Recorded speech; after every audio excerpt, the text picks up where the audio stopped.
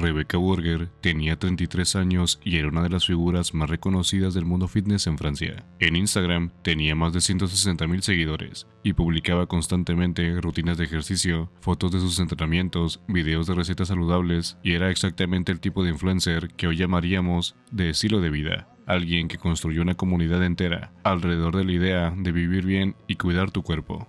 El 18 de junio del 2017, en su casa de Mulhouse, en el este de Francia, Rebecca estaba preparando crema chantilly. Para eso usaba un sifón, que es ese recipiente de cocina que funciona con gas a presión, para batir y dispensar crema. Es un utensilio común en cocinas francesas, muy popular entre quienes cocinan en casa, pero el sifón que Rebecca tenía era de la marca Art Time, y ese modelo en específico tenía un defecto. La cabeza del plástico no resistía la presión interna del gas. Ya había habido docenas de incidentes reportados en Francia desde el 2010.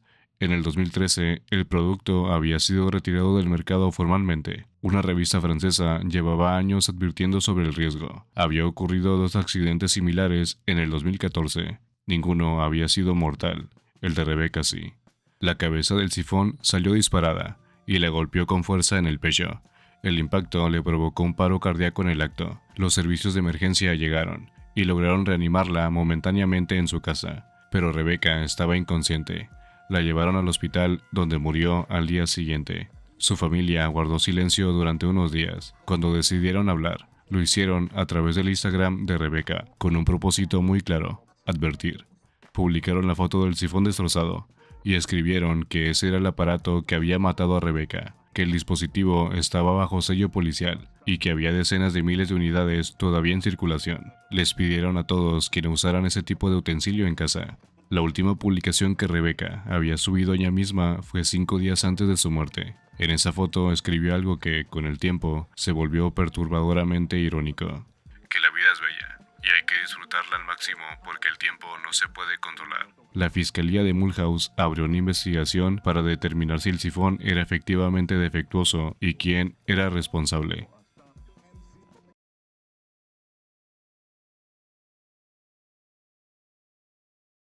Bobby Leach era un camarero británico con un sueño muy específico: lanzarse por las cataratas del Niágara dentro de un barril y sobrevivir para contarlo.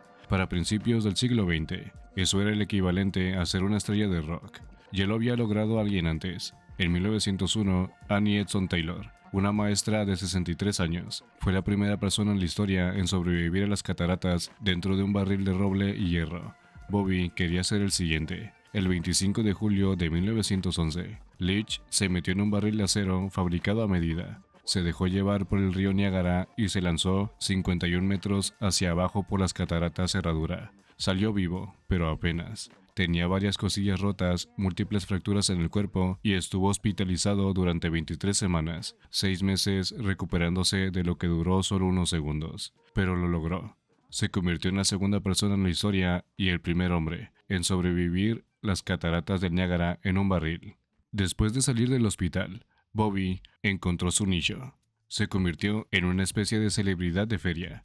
Recorría circos, teatros y barracas posando junto a su famoso barril y contando la historia de cómo desafió a la muerte. Era una vida de aventurero de segunda, pero era suya. Ya con 60 años, intentó otra hazaña: nadar por los rápidos de las cataratas. No lo logró y tuvo que ser rescatado por William Redhill, un hombre conocido en la zona precisamente por salvar personas que caían al río. De hecho, Hill lo rescató más de una vez. Eventualmente, Leach se retiró de las hazañas extremas y se dedicó a recorrer el mundo con su show. En 1929, ya con 68 años, Bobby estaba de gira por Nueva Zelanda, caminando tranquilamente cerca de su departamento en la calle Princess Street, cuando resbaló con una cáscara de naranja en la banqueta. Se partió la pierna, la herida se infectó, la infección se convirtió en gangrena. Los médicos decidieron amputar la pierna para salvarle la vida, pero no funcionó. Leach murió días después de la cirugía, a causa de las complicaciones. El hombre que sobrevivió a caer 51 metros dentro de un barril de acero, el que pasó 6 meses en el hospital y siguió adelante, el que fue rescatado de los rápidos del Niágara, muerto por una cáscara de naranja en una banqueta en Nueva Zelanda.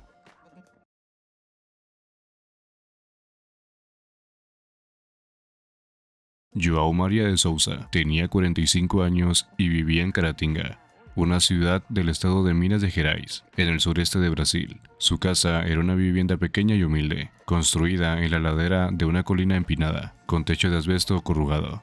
Una noche de julio del 2013, João se fue a dormir junto a su esposa, como cualquier otra noche. Lo que ninguno de los dos sabía es que, en algún momento de la madrugada, una vaca se había escapado de una granja cercana. El animal, que pesaba aproximadamente media tonelada, comenzó a pastar en la colina. Y dado que la casa estaba construida justo contra esa pendiente, el techo quedaba prácticamente al nivel del suelo por el lado de arriba. La vaca simplemente siguió caminando sin darse cuenta y terminó su vida encima de la vivienda. El techo de asbesto no soportó el peso, cedió, y la vaca cayó 2,5 metros hacia adentro, directo sobre la cama donde dormía el matrimonio. Cayó del lado de João. Su esposa Leni salió ilesa, la vaca también. João, en cambio, sufrió una pierna fracturada, hemorragia interna y trauma grave en el tórax y el abdomen. Lo llevaron al hospital de urgencia. Cuando llegó al hospital, João estaba consciente. Su familia dice que aparentaba estar en buen estado, pero pasaron las horas y los médicos tardaron demasiado en entenderlo. Según su hermano Carlos, que habló con un diario brasileño, no fue la vaca lo que mató a João, sino el tiempo inaceptable que pasó esperando ser examinado. Murió al día siguiente de hemorragia interna. Su certificado de defunción indicaba la causa como hemorragia aguda y trauma tóraco-abdominal. Su madre, Maria de Souza, habló con un canal de televisión brasileño y dijo algo que resume todo. No crié a mi hijo para que lo matara una vaca que le cayera encima. Casi murió a los 2 años de meningitis, pero trabajé duro para comprarle medicamentos y sobrevivió. Y ahora está en su cama y lo aplazó una vaca hasta morir. No hay justicia en este mundo. El hospital negó haber actuado mal y sostuvo que le dieron atención adecuada. La policía de Caratinga abrió una investigación. El dueño de la vaca nunca fue identificado del todo, aunque enfrentó la posibilidad de cargos por homicidio involuntario. Y, por si sirve de dato, según los reportes de la época, ese no era el primer incidente de ese tipo en la región de Minas Gerais. Había sido el tercero en pocos años. João Maria de Souza sobrevivió a una vaca cayéndole encima mientras dormía. Lo que no sobrevivió fue la espera en el hospital.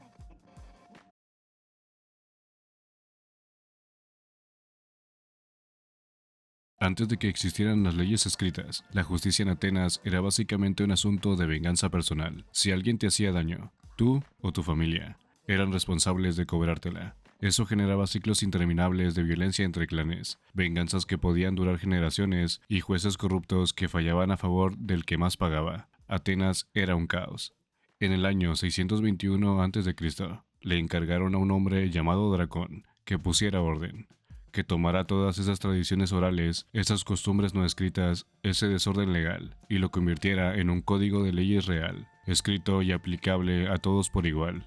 Dracón lo hizo, y lo hizo a su manera. Su código fue el primero en establecer que era el Estado, no las familias ni los clanes, el responsable de juzgar y castigar los crímenes. Un paso enorme para la historia de la civilización. También introdujo por primera vez distintas categorías de homicidio. Diferenció entre el asesinato con intención y el accidental, lo cual era revolucionario para la época. Creó un consejo de 51 jueces, llamados los efetas, para encargarse específicamente de los casos de derramamiento de sangre. Pero había un problema. Dracón no era precisamente conocido por su misericordia. Su código castigaba casi todo con la pena de muerte. Robar verduras, muerte. No pagar una deuda, el acreedor podía reclamarte como propiedad. Cometer un delito menor, muerte. Se le preguntó en algún momento por qué establecía la ejecución como castigo para crímenes tan pequeños, y su respuesta fue que ese era el castigo apropiado para los delitos menores, y que simplemente no tenía nada peor reservado para los mayores. Los propios atenienses decían que las leyes de Dracón no estaban escritas con tinta, sino con sangre. De su nombre viene la palabra draconiano, que usamos hasta hoy para describir cualquier ley o régimen absurdamente severo. Y aquí viene el giro.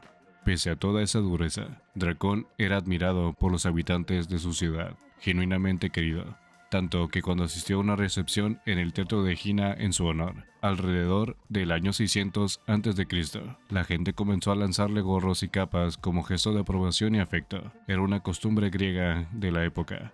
Colmar a alguien de ropa era una forma de celebración y agradecimiento. El problema es que no pararon. Las capas y los sombreros seguían cayendo, uno encima del otro. Y Dracón, atrapado bajo ese montón de telas, no pudo salir. Se asfixió antes de que alguien pudiera rescatarlo. El hombre que inventó las leyes más duras de la Grecia antigua, el legislador que mandaba ejecutar hasta los que robaban comida, murió aplastado por el amor de su propio pueblo.